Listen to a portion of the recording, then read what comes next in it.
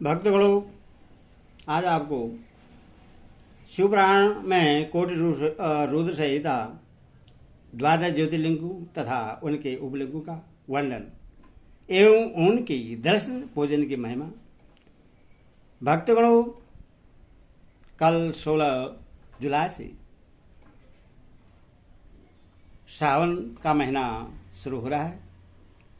सावन के महीने की मान्यता है कि शिवपुराण शिव जी कथा सुननी चाहिए। शिव जी कथा सुनने से जन्म मृत्यु से मुक्ति मिल जाती है, ऐसी मान्यता है। भक्तगणों, कथा सुनिए और भक्ति माँ भगवती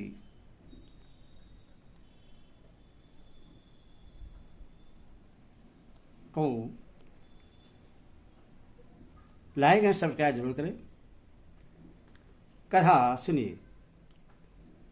जो निर्विकार होते हुए भी अपनी माया से ही विराट विश्व का आकार धारण कर लेते हैं, स्वर्ग और अवर्ग मोक्ष जिनकी कृपा कटाक्ष के ही वैभव बतलाए जाते हैं, तथा योगीजन जिन्हें सदा अपने हृदय के भीतर अद्वितीय आत्म ज्ञानानंद स्वरूप में ही देखते हैं, उन तेजोमय भगवान शंकर को, जिनका आधा शरीर शैल राजकुमारी पार्वती से सुशोभित है, निरंतर मेरा नमस्कार है। जिसकी कृपापूर्ण चितवन बड़ी ही सुंदर है, जिसका मुखारविंद मंद मुस्कान की छटा से अत्यंत मनोहर दिखाई देता है, जो चंद्रमा की कला से परम उज्जवल है, जो आध्यात्मिक आदि तीनों तापों को शांत कर देने में समर्थ है, जिसका स्वरूप सचिंदमय एवं परमानंद स्वरूप से प्रकाशित होता है, तथा जो गिरिराज नंदिनी पार्वती के भुजपात से आविष्टित है, वह शिव नामक कोई अनवर्चनीय तेजपुंज सबका मंगल करे। ऋषि बोले, सूत जी, आपने संपूर्ण लोगों के हित की कामना से नाना प्रकार के आख्यानों से युक्त जो शिवावतार का महात्म्य बतलाया है, वह बहुत ही उत्तम है। तात आप पुनः शिव के परम उत्तम महात्म्य का तथा शिवलिंग की महिमा का प्रसन्नतापूर्वक वर्णन कीजिए। आप शिव भक्तों में श्रेष्ठ हैं अथवा धन्य हैं। प्रभु, आपके मुखारविंद से निकले हुए भगवान शिव के सुरमय यश रूपी अमृत का अपने कर्ण पुटों द्वारा पान करके हम तृप्त नहीं हो रहे हैं, अतः फिर उसी का वर्णन कीजिए। व्यास से भूमंडल में तीर्थ में जो जो शुभ लिंग हैं अथवा अन्य स्थलों में भी जो जो प्रसिद्ध शिवलिंग विराजमान हैं, परमेश्वर शिव के उन सभी दिव्य लिंगों का समस्त लोगों के हित की इच्छा से आप वर्णन कीजिए। सूर्य ने कहा, महर्षियों, संपूर्ण तीर्थ लिंगमय हैं, सब कुछ लिंगमय ही प्रतिष्ठित है। उन शिवलिंगों की कोई गणना नहीं है। तथापि मैं उनका किंचित वर्णन करता हूं। जो कोई भी दृश्य देखा जाता है तथा जिसका वर्णन एवं स्मरण किया जाता है वह सब भगवान शिव का ही रूप है। कोई भी वस्तु शिव के स्वरूप से भिन्न नहीं है।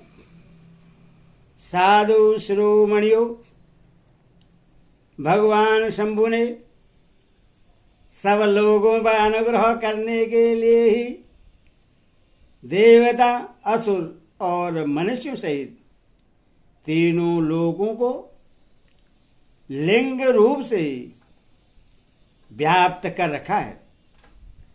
समस्त लोगों पर कृपा करने के उद्देश्य से ही भगवान महेश्वर तीर्थ में और अन्य स्थलों में भी नाना प्रकार के लिंग धारण करते हैं।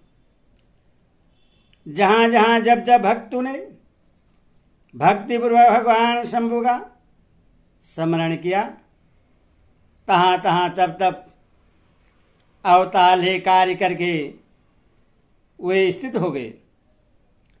लोगों का उपकार करने के लिए उन्होंने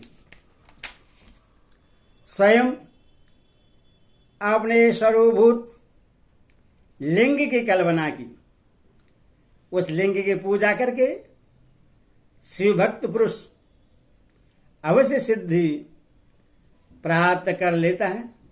ब्राह्मणों, भूमंडल में जो लिंग है उनकी गणना नहीं हो सकती। तथा मैं प्रधान शिवलिंगों का परिचय देता हूं। मुनिश्रेष्ठ, शौनक, इस भूतल पर जो मुख्य ज्योतिर्लिंग हैं उनका आज मैं वर्णन करता हूं।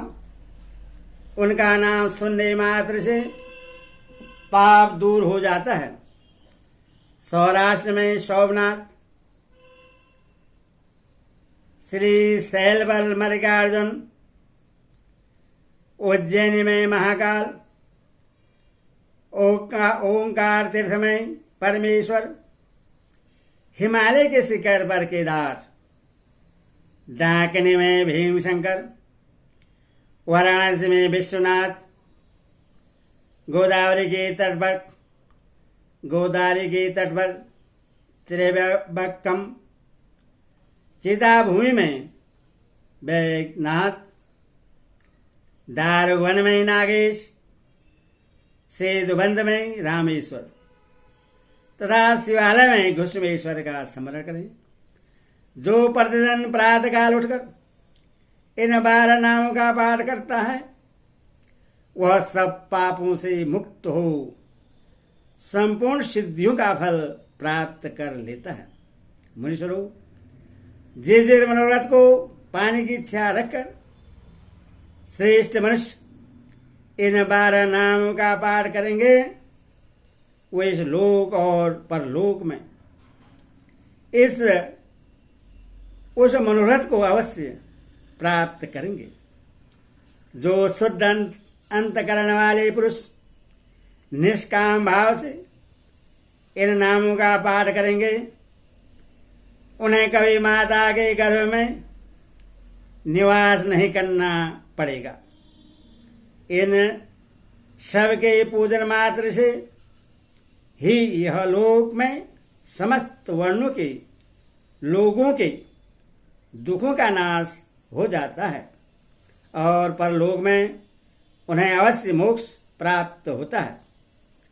इन 12 ज्योतिर्लिंग का नैवेद्य यत्न पूर्वक ग्रहण करना खाना चाहिए। ऐसा करने वाले पुरुष के सारे पाप शिषण जलकर भस्म हो जाते हैं।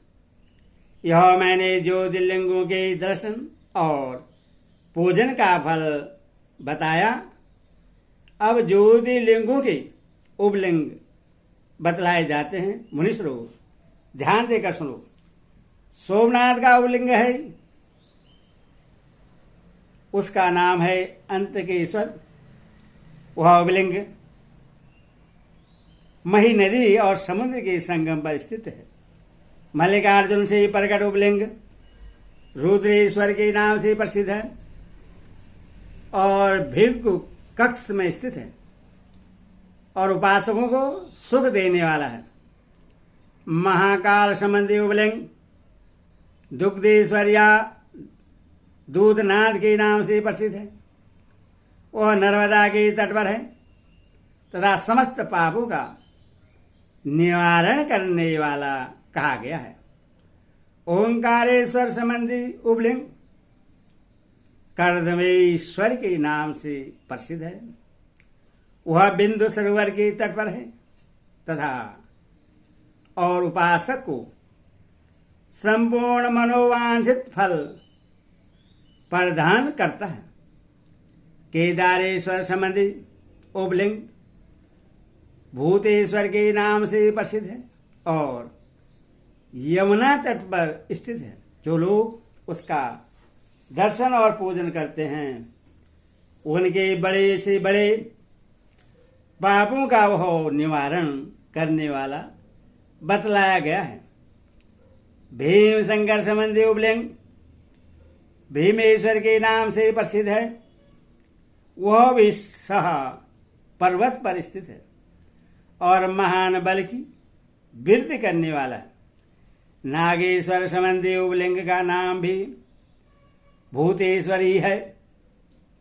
वह मलिका सरस्वती के तट पर स्थित है और दर्शन करने मात्र से सब पापों को हर लेता है।